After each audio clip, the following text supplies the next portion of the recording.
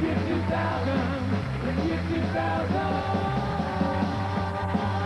everybody, we're back.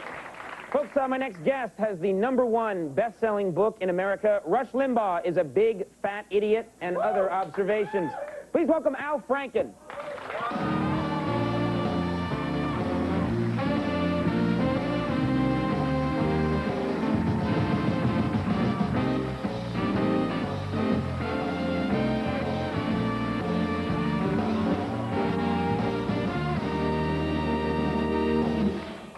Thank you very much for coming, and congratulations. Well, I've known you for a while, and #1 best-selling book. That's really exciting.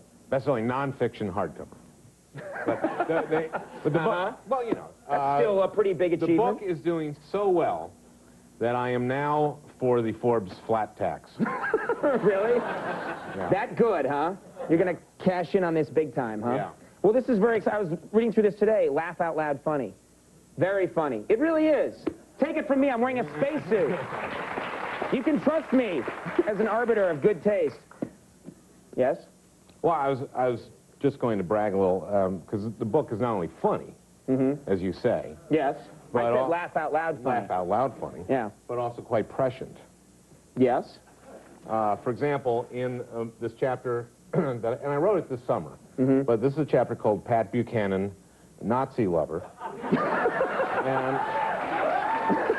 Which gives you some of the idea of the tone of the book. And I was talking about how in '92, his convention speech scared everybody, because he talked about a religious war in America, and I'm Jewish, and whenever we hear religious war, we get nervous. Fair. Because our track record is bad. So anyway, he sort of blew it for the Republicans a little bit. So I say this, and so in keeping, this is reading from page 171, and so in keeping with my record of fearless, ahead-of-the-curve punditry, I'd like to make a little prediction right here.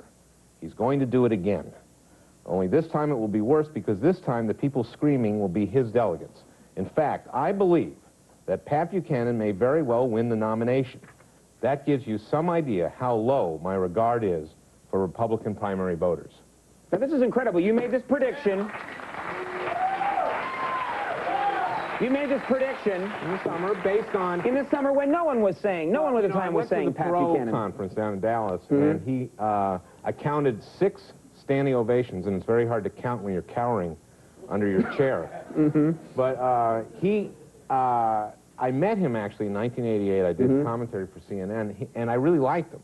He was very gracious and charming. And I went back to New York, and I told some of my friends, I said, Pat Buchanan's really a charming guy. And they said, well, yeah, well, Goebbels was charming. And that is just so unfair, because he wasn't. Goebbels wasn't charming at all. He was, he was an ill-tempered backbiter. And so anyway, and Goebbels also was presided over one of the worst Holocausts, or the worst in history, and Buchanan has just spent a large part of his career defending people like that. And you may remember the Demjanjuk affair, where Demjanjuk had been accused, as auto worker from Cleveland, of being, and he was a guard at a concentration camp, and he was accused of being Ivan the Terrible. And Buchanan's defense of him was that he was a guard at a different camp, at Sobibor. So it's okay. He said, how could a guy be at 2 places at once? So, that's why I think Buchanan was for 3 strikes and you're out, but he thought it was, to put a Nazi war criminal away, he had to be a guard at 3 separate camps. Which is a little bit of a tougher law, actually. Yes. It's hard to do all that. Yeah. All right. Well, a lot has happened since this book came out, as you bring up. I mean, the campaign has really changed. Some figures have entered the race who people didn't really hear about that long ago. Well, Forbes. Forbes. Actually, I'm covering the campaign for Newsweek, and I was given, my first assignment was to interview Forbes, and I, talked to the press people. They guaranteed me, they assured me I'd have 15 minutes with Forbes, and the woman who gave me this assurance said, well, what are you going to ask him? And I said, well, I don't know. Why you need to know? Well, we need to prepare. I said, well, I don't know. I'm a comedian. And she said, are you going to make fun of him? She's very good at her job. Yeah. That's a good question. And no, I lied. And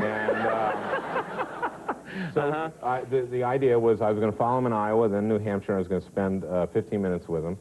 And so I made a list of questions, which I actually never, they screwed me. I never got to use these questions. But like one of them was, the first question was, Mr. Forbes, thank you for the interview. You grew up in a house called Timberfield. I'm thinking of naming my apartment. Do you have any suggestions? Questions like that. Anyway, so... so you weren't going to make fun of him at all, no. So I went to Iowa on caucus night, and I actually talked to some Buchanan supporters. I talked to a nice enough 50-year-old guy who I asked him about gays in the military. He said he was against gays in the military, and then added that he was also against gays in the workplace.